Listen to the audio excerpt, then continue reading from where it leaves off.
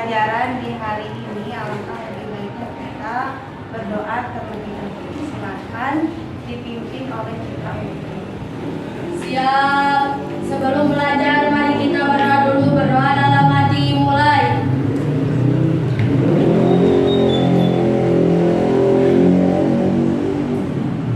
Berdoa selesai, sikap bersalam. Assalamualaikum warahmatullahi wabarakatuh. Terima kasih Cinta. Selanjutnya Ibu akan cek kehadiran ya. Yang dipanggil tolong ajukan tangan dan jawab hadir ya. Yang pertama Abifah ada hadir. Agna Andini hadir. Anissa Luciana. Arsila Aulia. Kamelia hadir. Caroline Citra Fitria Hadir. Citra Nurandini hadir. Dewi hadir. Dina Nur Hasan Wi Purnama hadir. Elsa Gina Elsa Nur hadir. Erni Gardika hadir. Gina Sabit Hadir, Bu. Gina Siti Gita Putri Hana Septian Hasna Sani Intan Cihan Julianti Hadir. Kaiza Hadir. Krisdian Laisha Lexa hadir. Reni Lydia Ayu Marcela Hadir.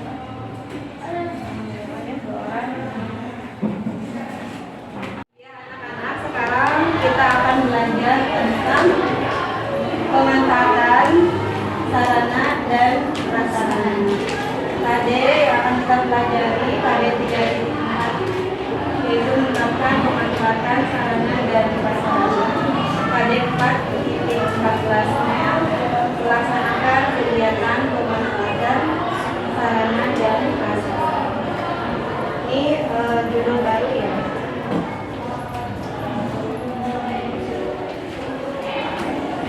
Tujuan pembelajaran di hari ini, peserta didik mampu membuat jadwal pemanfaatan sarana dan prasarana dan mengkomunikasikan dengan baik. Jadi nanti kita akan praktek membuat jadwal pemanfaatan sarana dan prasarana, membuat jadwal sarana dan prasarana yang ada di sekolah. Kemudian ketika kalian sudah selesai, kalian akan mengkomunikasikannya, artinya mempresentasikan di depan hasil proyek kalian, lembaran yang sudah diisi, kemudian lembaran pemanfaatan sarana dan prasarana. Sebelum ke pembelajaran bab pemanfaatan, kemarin kita sudah belajar materi apa saja. Saya ingat dimulai bab 1 itu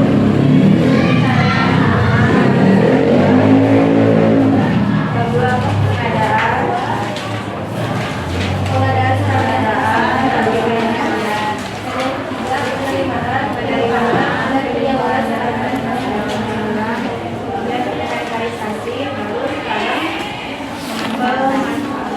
pemanfaatan ini merupakan kegiatan lanjutan dari babak sebelumnya, yang dimulai dari perencanaan. Kalian kan membuat list dulu belajaran, berbelanjanya, bab 3 menerima barang, setelah diterima disimpan di gudang, setelah disimpan di gudang diinventarisasi, dicatat, dikode, setelah diinventarisasi kemudian didistribusikan. Nah, ceritanya barang sudah sampai di user atau unit yang membutuhkan. Nah, salah satu tugas utama dari orang unit yang menerima barang adalah memanfaatkan.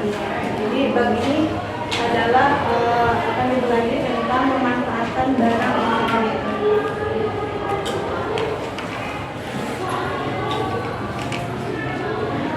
Pengertian pemanfaatan sarana dan prasarana. Apa itu pemanfaatan? Pemanfaatan sarana dan prasarana adalah keseluruhan proses dalam pendayagunaan berbagai fasilitas, sarana dan prasarana yang dapat menunjang dan memperlancar pekerjaan. Jadi yang paling utama dari pemanfaatan ini adalah pendayagunaan. Jadi menggunakan barang-barang kantor sesuai dengan fungsinya. Jadi memakai fungsinya secara maksimal untuk menunjang dan memperlancar pekerjaan kantor.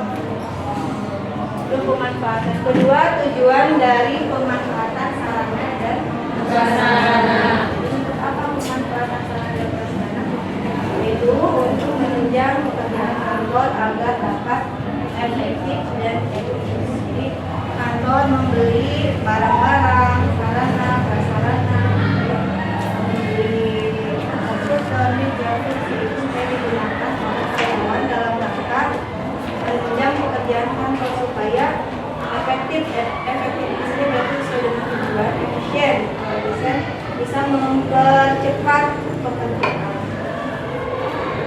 Berikutnya, prinsip pemanfaatan sarana dan prasarana ada dua. Satu, prinsip efektivitas. Dua, prinsip efisiensi. Efektivitas yaitu semua pemakaian kelengkapan kantor di sebuah perusahaan harus ditujukan semata-mata untuk memperlancar pencapaian tujuan perusahaan, baik secara langsung maupun tidak langsung. Jadi efektivitas ini berarti bagaimana barang-barang kantor itu dipakai dalam rangka menunjang pencapaian tujuan dari perusahaan. Yang kedua, prinsip efisiensi. Semua pemakaian perlengkapan kantor harus dilakukan secara hemat dan hati-hati sehingga semua perlengkapan yang ada tidak mudah habis, rusak atau hilang. Efisiensi di sini berarti setiap memakai barang harus hemat listrik, harus hemat air, harus hemat barang-barang pulpen, tinta, dan lain-lain harus digunakan secara efisien, secara hemat.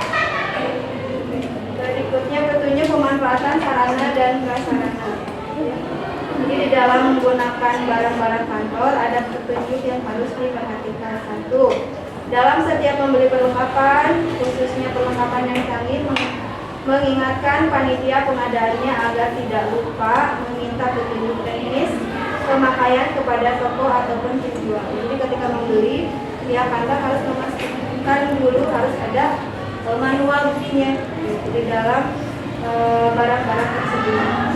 Dua, mengkaji dan memahami semua isi petunjuk teknis penggunaan dan mendeskripsikan kembali dalam bentuk yang sekiranya lebih mudah dipahami semua pihak yang diperkirakan akan menggunakan perlengkapan tersebut.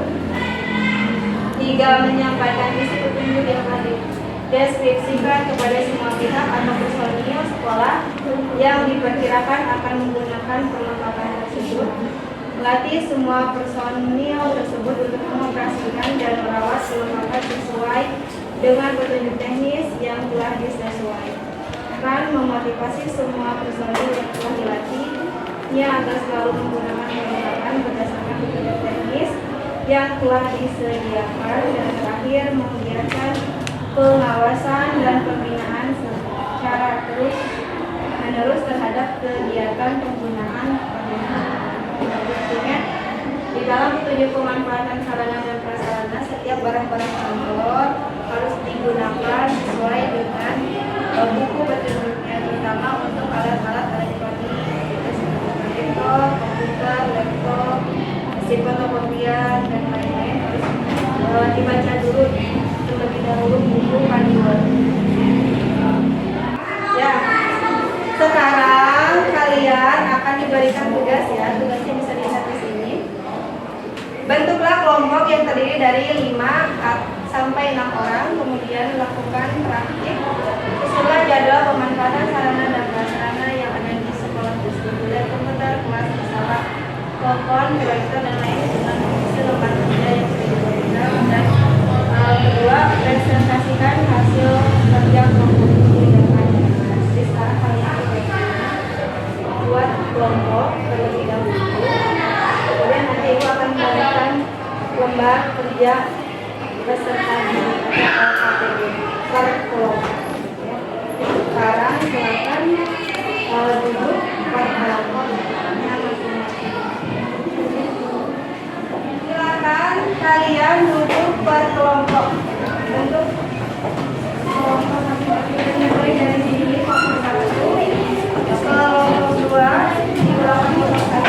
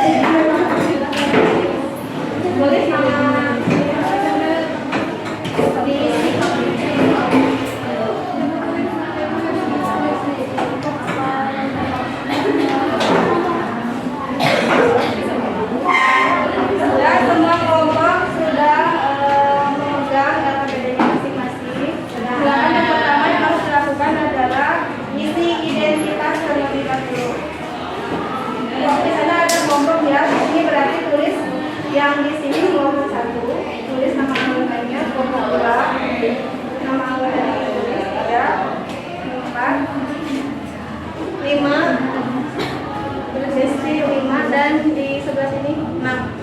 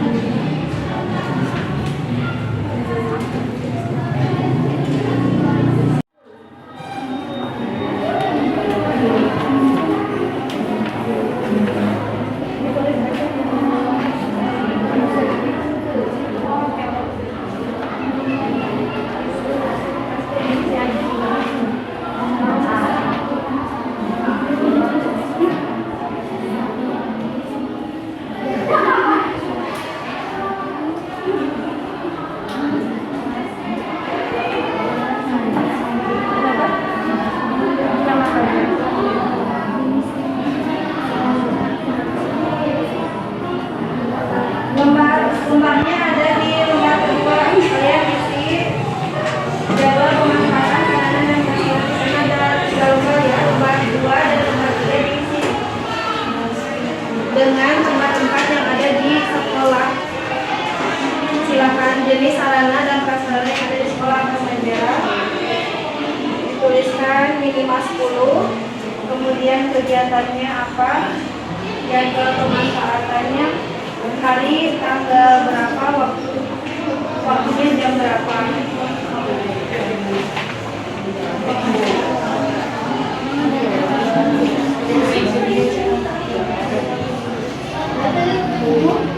Ya.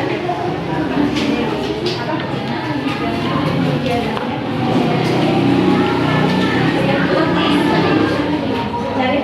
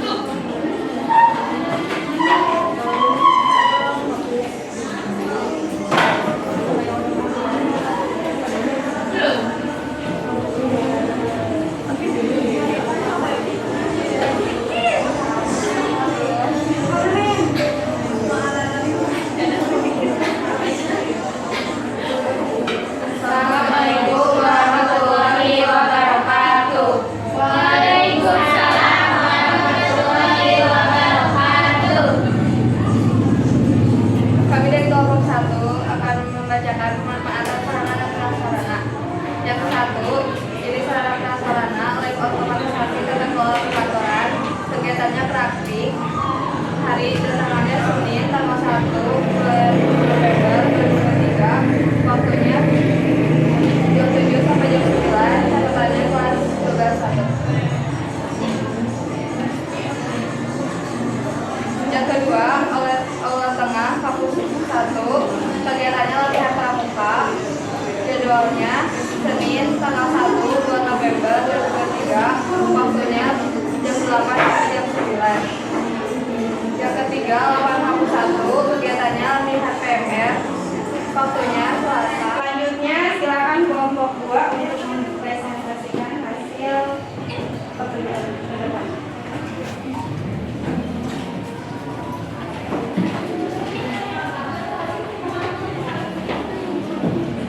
Assalamualaikum warahmatullahi wabarakatuh. Waalaikumsalam warahmatullahi wabarakatuh. Kami dari kelompok 2 akan mempresentasikan hasil pekerjaan kami. Jenis sarana dan prasarana yang pertama yaitu laboratorium LKP. Kegiatan yang terjadi adalah praktik. Adapun jadwal pemanfaatannya dari jam 7 sampai jam 9 pada hari Senin tanggal 1 November 2023 di kelas 12.1. Jadi sarana dan prasarana yang kedua yaitu aula tengah kampus 1. Jenis kegiatan yang terjadi yaitu latihan pramuka. Jadwal pemanfaatan dari jam 8 sampai jam 9 pada hari Senin tanggal 1 bulan November 2023. Yang ketiga, jenis sarana dan prasarananya yaitu lapangan kampus 1. Kegiatan yang terjadi yaitu latihan PMR pada jam 9 sampai jam 10 hari Selasa tanggal 2 November 2023. Jenis sarana prasarana yang keempat yaitu proyektor nomor 23. Kegiatan yang terjadi yaitu KBM Mapol OTK Humas dari jam 10 sampai jam 11 pada hari Selasa tanggal 2 November 2023. Jenis sarana prasarana yang kelima yaitu proyektor nomor 5. Kegiatan yang terjadi yaitu rapat OSIS atau presentasi OSIS dari jam 8 sampai jam 9 pada hari Rabu tanggal 3 November 2023. Ini sarana prasarana sekian dari kelompok kami. Wabillahi taufiq wal hidayah. Wassalamualaikum warahmatullahi wabarakatuh. Waalaikumsalam warahmatullahi wabarakatuh.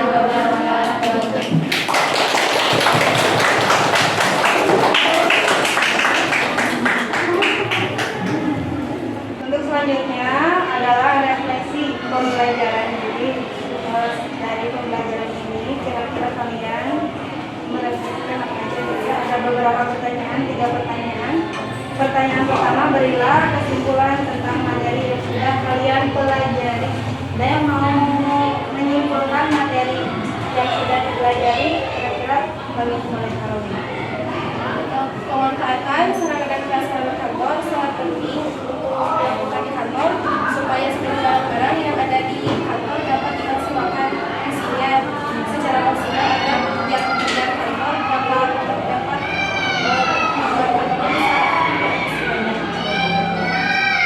Itu kesimpulan dari materi. Pertanyaan kedua, manfaat apa yang kalian dapatkan setelah pembelajaran hari ini? Manfaat. Ada yang mau? Saya. manfaat yang bisa diambil dari materi yang dipelajari bisa menambah pengetahuan dan kita juga jadi tahu bagaimana cara menggunakan sarana dan prasarana yang bagus. Berikutnya terakhir ya untuk pertanyaan refleksi. Upaya apa yang kalian lakukan untuk meningkatkan kemampuan belajar? Ya?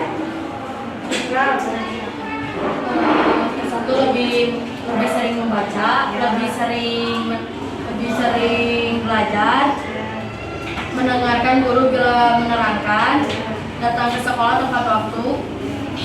Ya, terima kasih Citra ya. Karolin, Hasna, dan Citra. Untuk kesimpulan pembelajaran kali ini materi tentang bab pemanfaatan yaitu Pemanfaatan sarana dan prasarana kantor sangat penting untuk dilakukan supaya seluruh barang-barang yang ada di kantor dapat dimaksimalkan fungsinya secara maksimal untuk memperlancar pekerjaan kantor sehingga pencapaian tujuan kantor bisa efektif dan efisien. Itu ya kesimpulan materi di hari ini. Untuk materi dicukupkan, alhamdulillah sudah